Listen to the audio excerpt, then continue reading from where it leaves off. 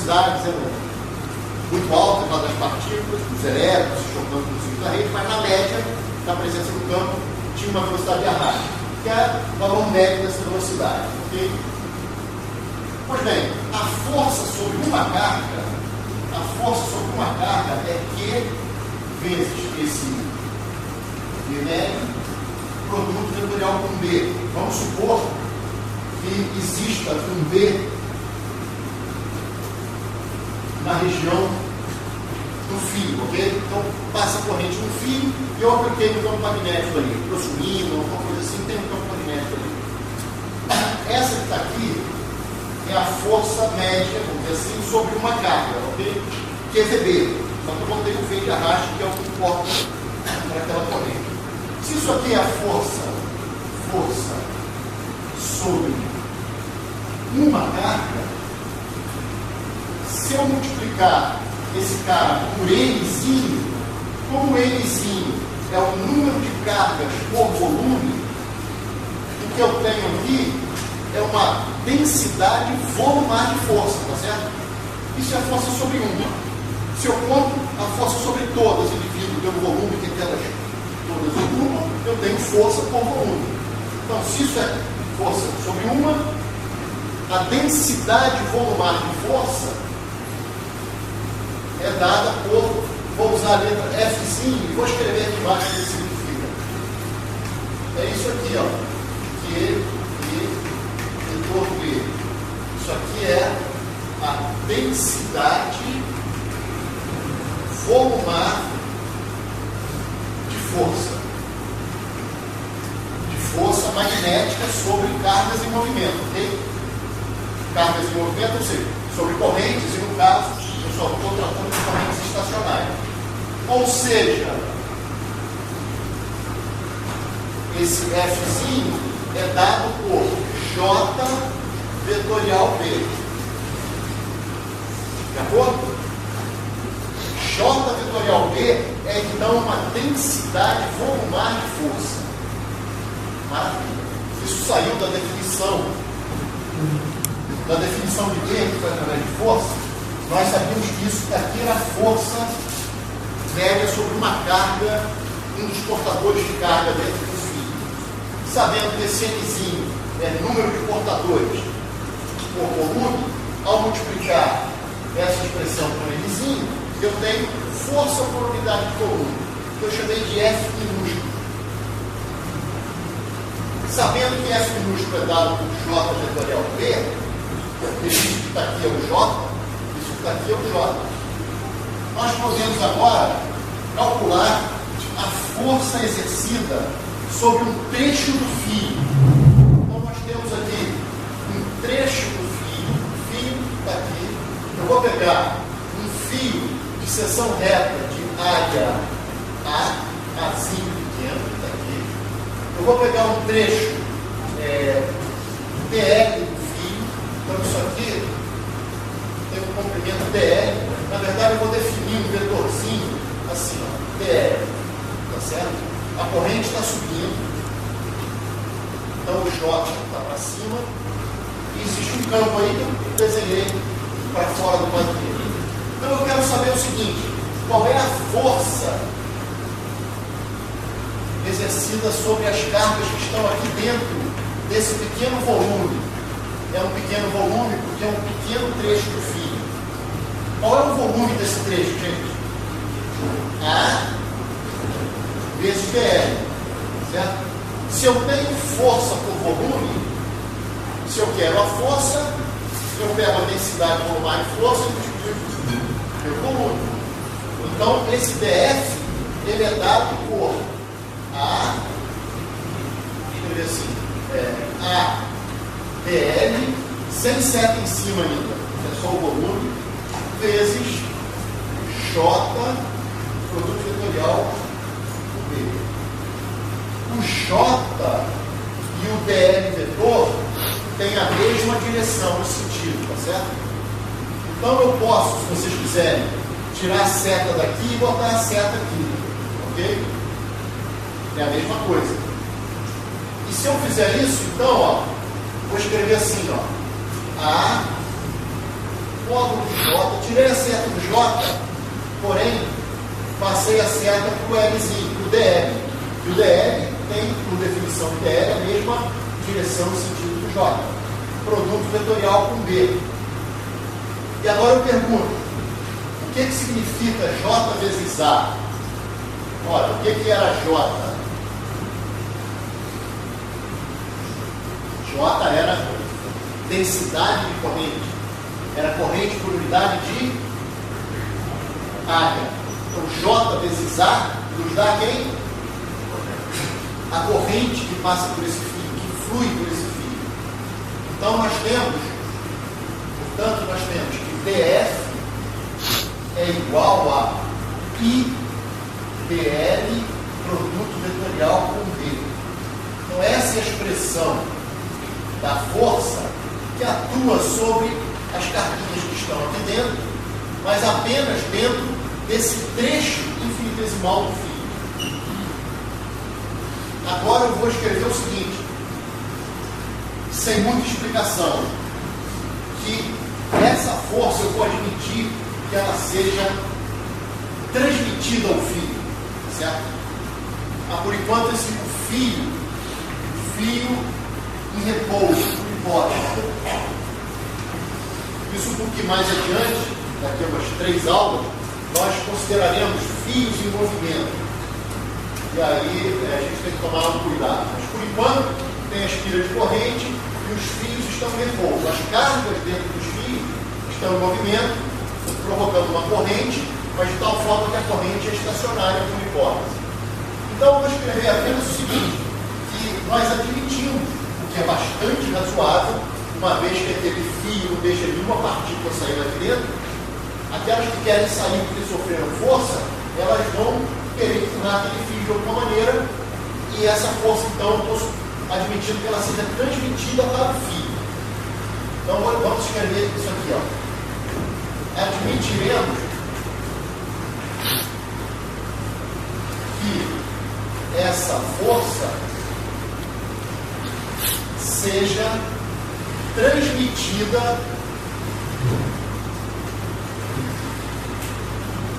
para o fio, para o trecho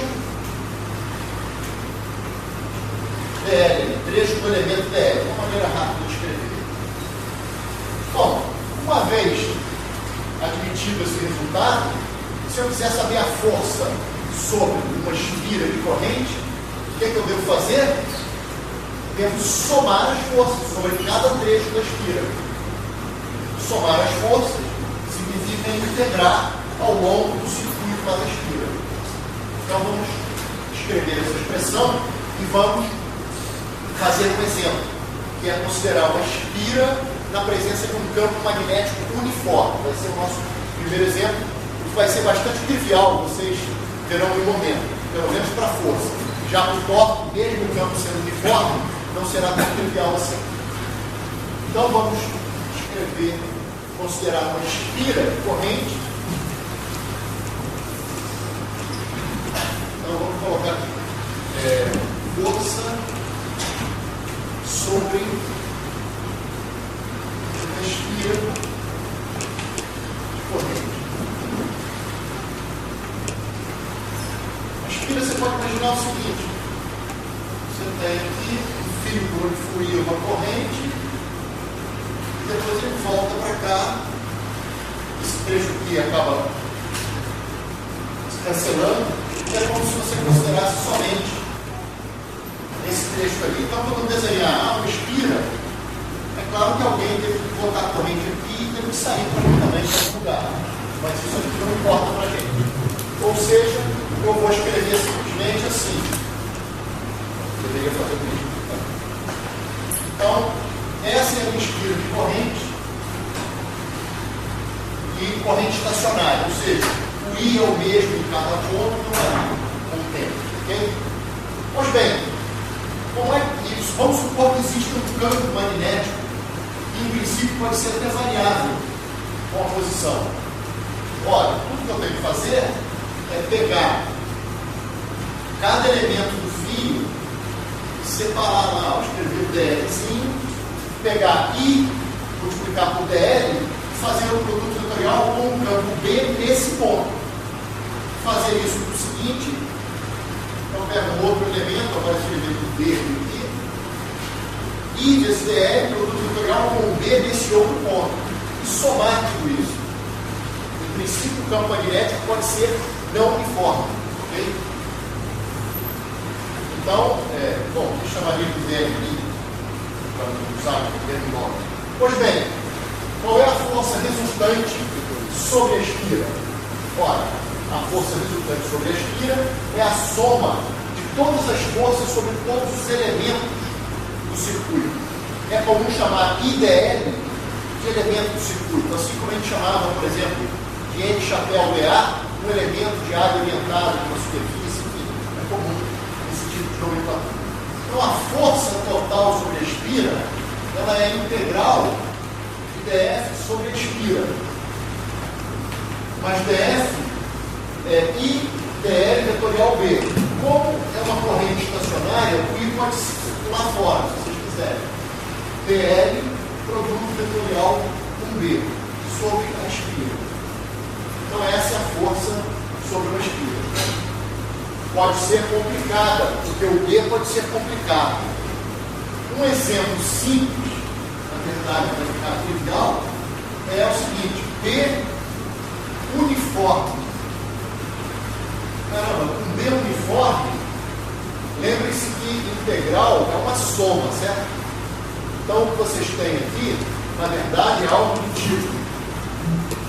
Isso daqui, ó, vetorial B, na verdade, é algo do tipo PL1, vetorial B, na posição do elemento ΔL1, mais ΔL2, vetorial, só que o B é o mesmo, gente. Então, eu não coloquei aqui B1, B2, B3, o B é o mesmo. Por que ele é o mesmo? Porque, por hipótese, ele é uniforme. E aí vocês vão usar a propriedade do produto vetorial.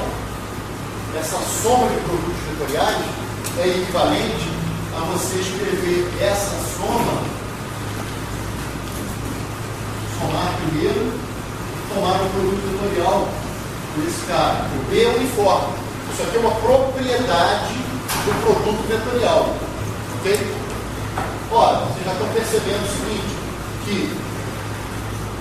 se eu tomar o limite de volta, eu estou querendo dizer para vocês, é que integral de DL vetorial B para B uniforme pode ser escrito assim: integral de DL produto vetorial B é igual a integral de DL produto vetorial B. Eu posso fatorar o B aqui, concorda comigo? É uma propriedade do produto vetorial. Aquele tipo de distribuir o produto. Mas quanto é isso daqui, gente? Isso aqui é zero.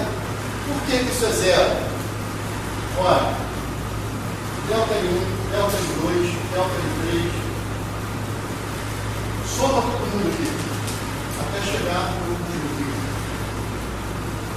Então, esse cara, isso daqui é zero. É o vetor do mundo. E somar vetores é pegar a origem de um, colocar na extremidade do outro, fazer assim sucessivamente. Como a espira é fechada, quando vocês fizerem essa soma vetorial, vocês vão ter um vetor nulo. Bacana. Você chegar à conclusão que a força é nula. Resumindo, a força sobre uma espira de corrente estacionária na presença de um campo magnético uniforme é nula. Tá? Anota aí. Prova. Aqui, ó. Beleza. Tá? Para depois ninguém falar, pô, cara, mas essa questão é difícil. Tá bom? A gente vai poder pegar as gravações e falar, tá lá, cara. Tá? Vou cobrar de alguma forma esse resultado. Agora, olha que interessante. A força é nula, mas pode ser que o torque não seja. Vocês se lembram de algum exemplo em que força era nula e o torque não era? Binário. Binário é isso, força resultante nula, mas as forças estão aplicadas em pontos diferentes, você pode ter um torque diferente de zero. Então, como vocês falaram, os momentos de polo elétrico, uma cartinha menos Q mais Q, na presença de um campo elétrico uniforme, tinha uma força resultante sobre uma força nula, porque QE menos QE dava zero, campo uniforme. No entanto, força QE para cá, menos QE para cá, esse cara tende a se alinhar com o campo, existe um torque. Então vamos passar para o cálculo do torque.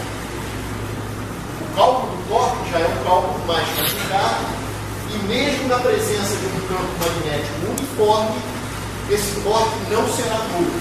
Nós calcularemos esse torque em uma situação bem simples. Os livros fazem isso em situações bem simples. E tem lá um exercício, se eu não me engano, na lista, que é um exercício, vamos dizer assim, desafiador, que ele é bastante geral no que diz respeito à forma dessa espira. Vai poder ser uma espira de qualquer formato, não plana, inclusive, e na presença de um campo uniforme e uma orientação qualquer. E vai dar o mesmo resultado que a gente vai colocar aqui no quadro, ok? Então vamos passar para o torque sobre a espira.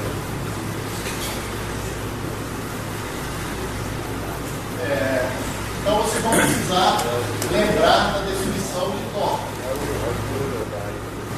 Então agora, torque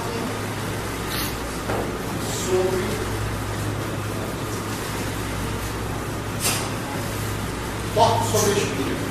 Bom, vou desenhar aqui uma espira grandona.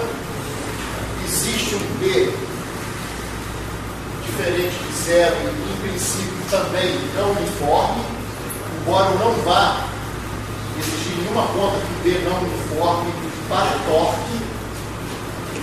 Para cá eu posso fazer alguma pergunta do tipo, para que a força sobre uma espira de corrente, força magnética sobre a espira de corrente, seja diferente de zero, o campo magnético tem que ser necessariamente o quê? Não uniforme. O uniforme dá zero. Então isso vocês têm que saber. Mas não vamos fazer contas. Bom, pode ser, acho que tem um exercício na lista, faz uma continha, mas qualitativamente basta saber isso, para aquelas questões de falso verdadeiro. Caso eu tenha uma questão discursiva, operacional, por isso aí é diferente. Bom, agora eu tenho uma espira de corrente, por onde passa uma corrente estacionária e eu tenho uma origem em algum lugar. Eu tenho aqui, por exemplo, um elemento no circuito. Eu tenho aqui um elemento TL, esse cara aqui é o TL.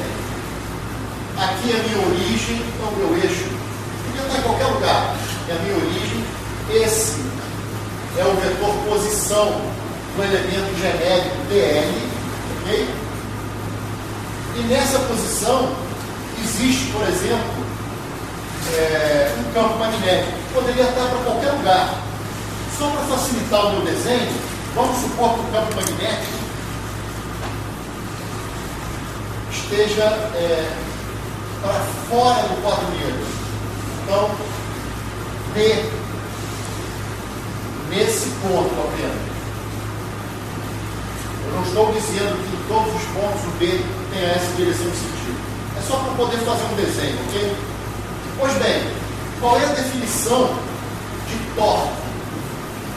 O que era torque de uma força?